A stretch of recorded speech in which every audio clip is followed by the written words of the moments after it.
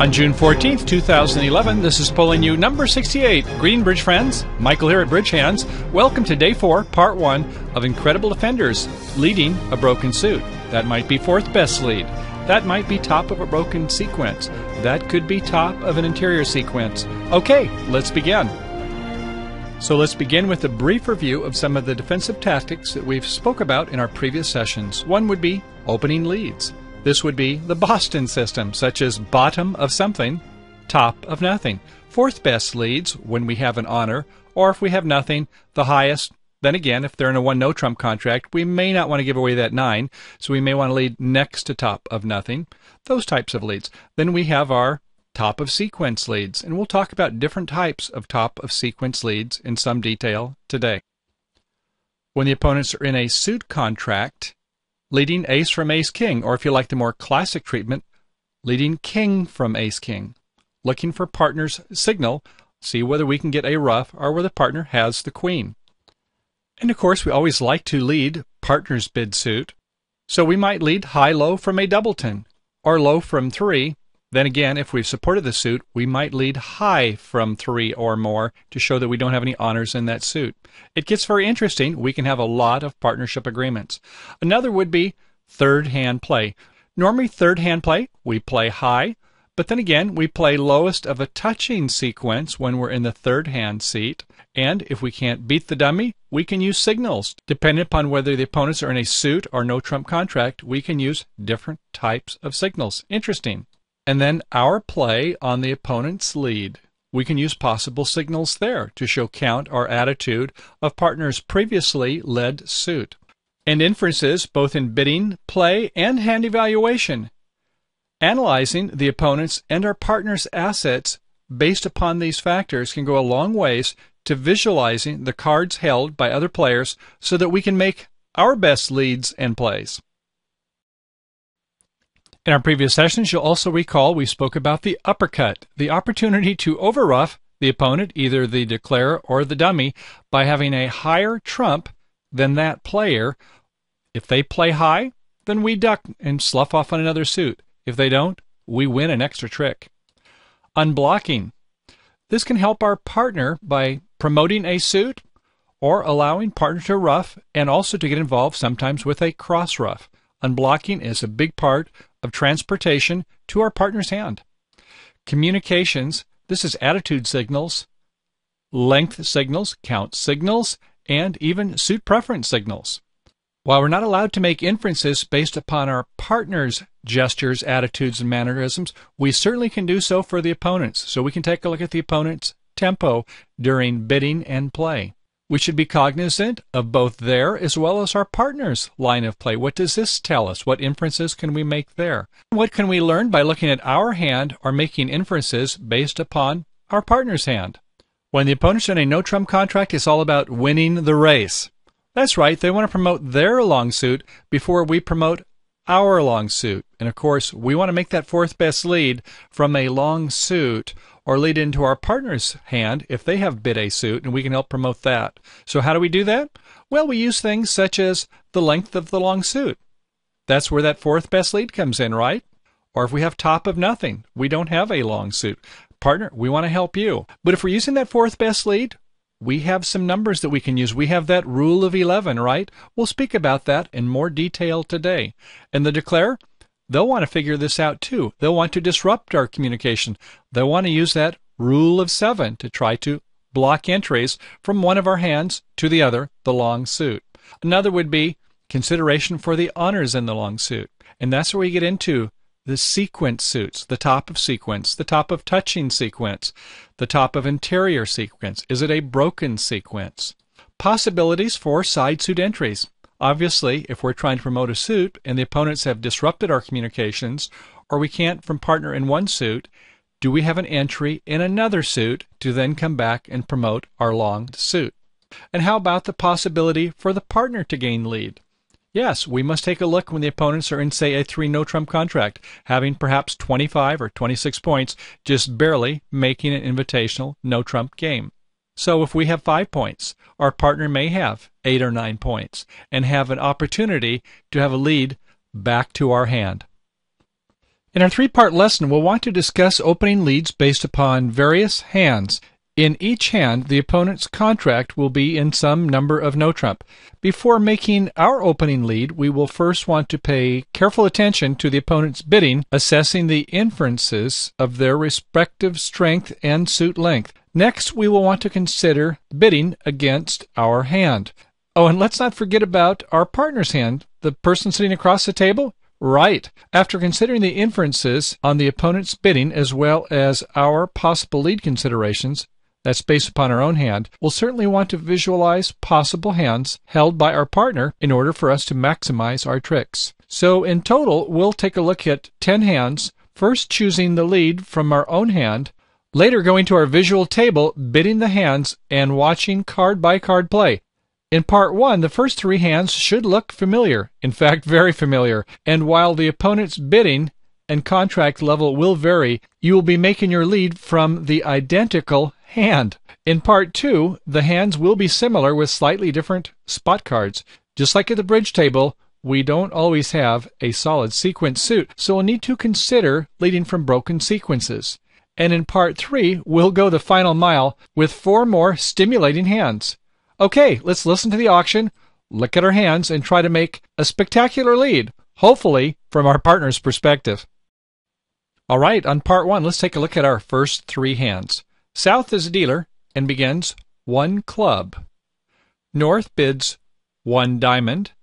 South bids 1 no trump. Looks like 12 to 14 points with a balanced hand, something less than a 1 no trump opener, and everybody passes. Our hand is 10 little in spades, Jack 10-8 5 times in hearts, in diamonds King Queen tight, and in clubs Ace 9 4 times. So take a moment and consider what you would like to lead, then we'll talk about it. Okay, this lead we're going to try the top of a broken sequence. That would be the Jack of Hearts. And why is that?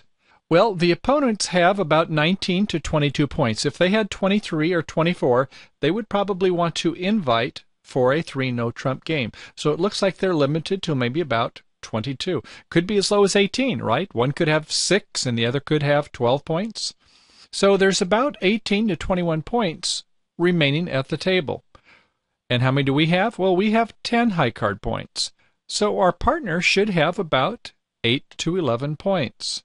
So our attempt in this situation is to try to pin or trap a dummy heart honor. We would like to win that race. We would like to promote the heart suit.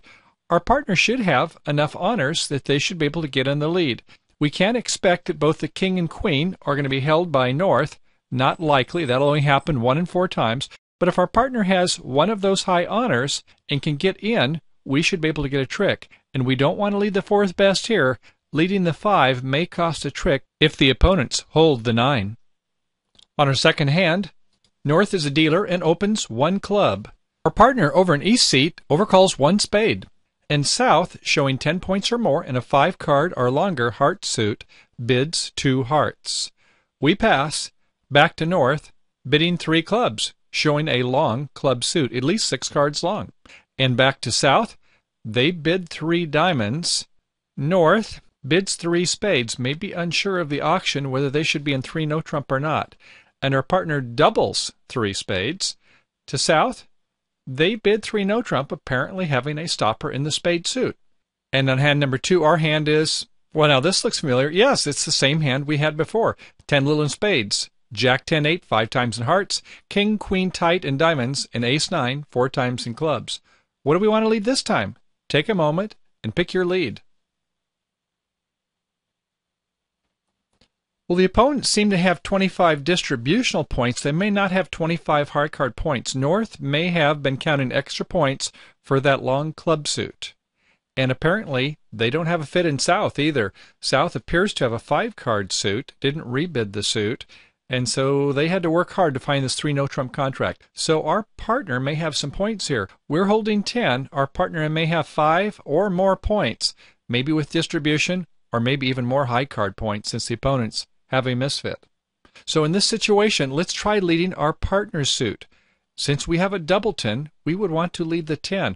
In fact, we like the fact that we have an honor. The 10 is an honor after all, so we want to lead that 10, confirming that we have a doubleton, and our partner may need to know how many times to hold back. So knowing our shape, our length in the spade suit is very important. So we want to be helpful to our partner. This time, we're going to try winning the race in the spade suit. Even though we have more points than partner, the partner has made a strong indication to lead their suit. So let's try to be a helpful partner. On our third hand, a very interesting auction, it begins with 1 spade by North. Passed by partner, South bids 3 hearts, a strong jump shift, typically showing 17 to 19 points in a self-sustaining suit, wanting to play in hearts, setting the heart contract. North, though, has other ideas and rebid spades, not only 3 spades, but 4 spades. A lot of people play slow show, fast and eyes, so 4 spades would be saying, Ixnay on the bidding A. That means, no more bidding, partner, please. Let's stop at 4 spades. Enough's enough, and I can't help you in hearts. So after 4 spades, South bids 4 no trump. Now, does this mean to play in 4 no trump, or does this mean ace asking? A lot of time, partnerships don't have firm agreements on these bids. At any rate, North bids 5 diamonds, saying, I have 1 ace. Then to South, bids 5 hearts, apparently saying, let's play in 5 hearts. But North says, no, let's play in 5 spades. I really have a void in your suit, and I want to play in spades. I like my spades. And South says 5 no trump. Well, this is kind of a mixed-up auction, isn't it? In our hand this time, yes, the same hand. It's a 2-5, 2-4 shape, and we have our honors in hearts, interestingly, as well as now our honors in diamonds are starting to look pretty good. This king-queen tight will certainly produce a trick in no trump. And in clubs, we've got another trick. So we've got a couple of tricks in our hand. Can we set them? We need one more. Well, let's take a look. The opponents have a distributional hand with big misfits, and they were bidding clearly a little higher than they should have. I'll bet they wish they were in 3 no trump now, don't they?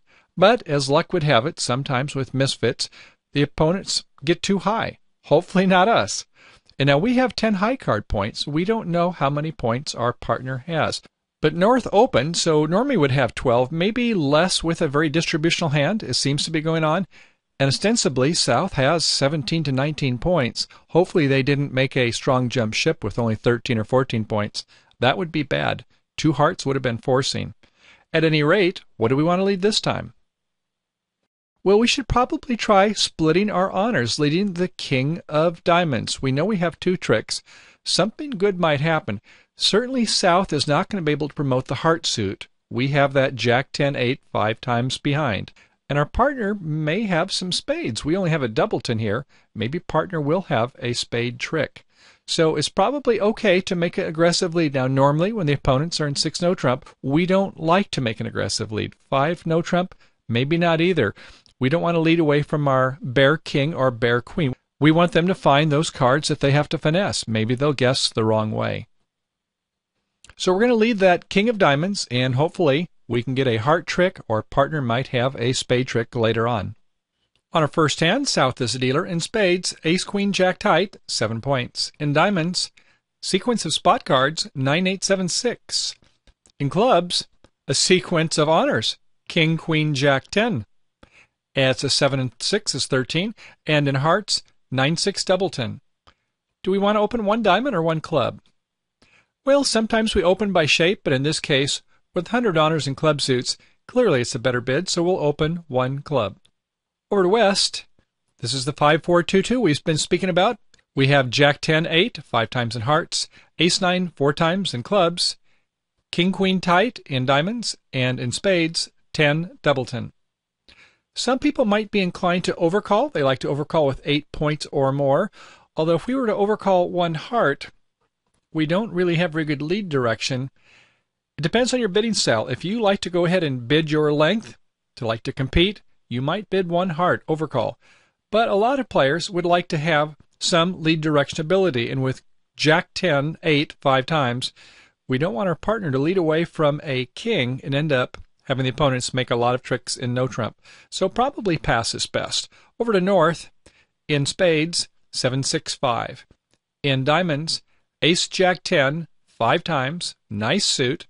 There's 5 points, I think one distribution with 3 honors. That's skull 6.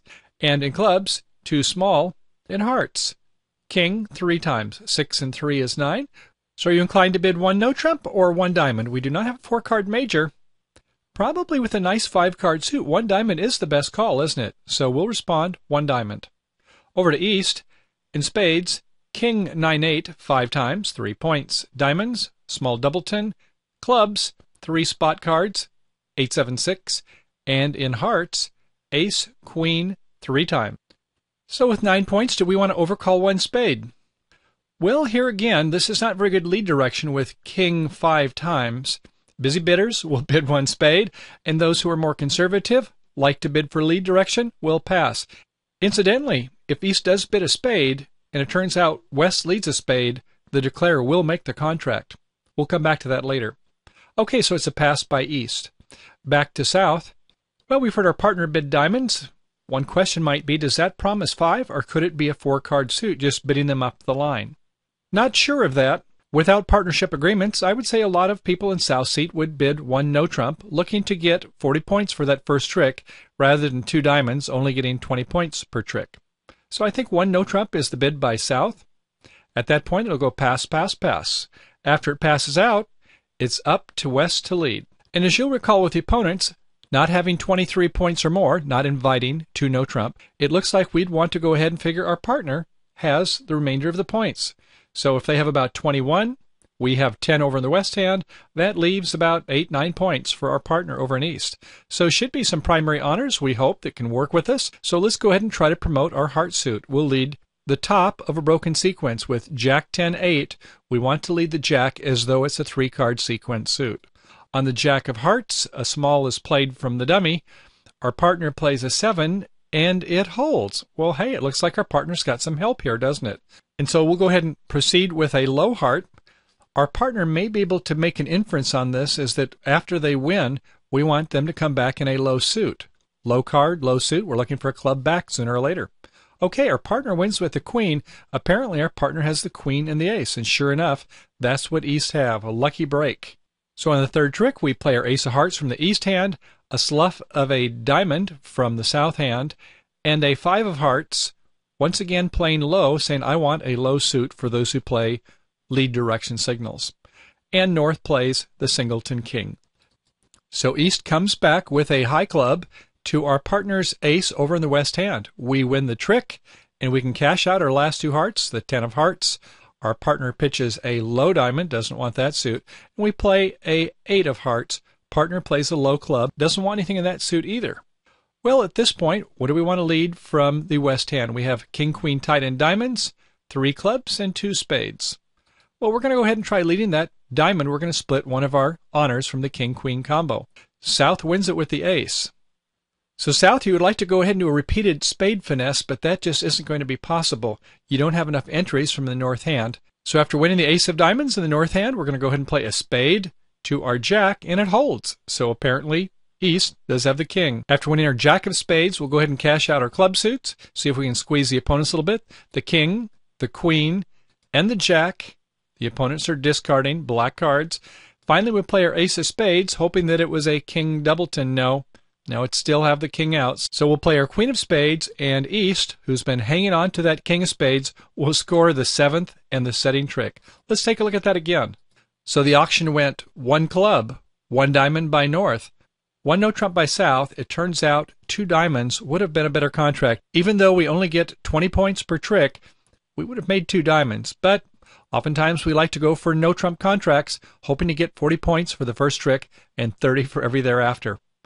An opening lead with 10 points in hand, and the opponent stopping at 1 no trump with ostensibly about 18 to 21 points, our partner should have about 8, 9, maybe 10 points in their hand. So we're going to go ahead and lead a top heart, atop of a broken sequence, looking for some help, and the opponents were a little bit stubborn. They didn't help our transportation. If they would have gone up with the king on trick 2, then partner in East could have came right back with a heart.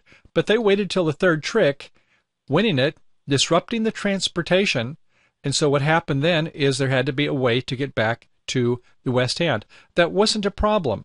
Our partner should have about 10 points if we've only got about 9 in the East hand. So we come back with a club, and we're able to get 6 tricks.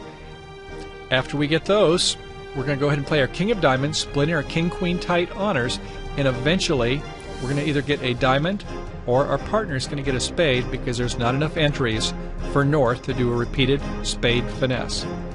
Well, bridge friends, we're already up to 20 minutes here on part 1, having covered one of the hands in detail, and we still want to go through 2 more. So what we're going to do is call it a part 1A, and we're going to split this off into a part 1B, which will take another 15 to 20 minutes to discuss the next 2 hands, and then we'll go ahead and proceed to our part 2 and part 3. So, bridge friends and thrill seekers, on June 14, 2011, pulling you number 68, this is day 4, part 1A, completing Incredible Defenders, Leading Broken Suits. We'll see you soon on part 1B, where we'll discuss 2 more hands on bidding and play at the table. Thanks for coming, and we'll see you soon. Bye-bye.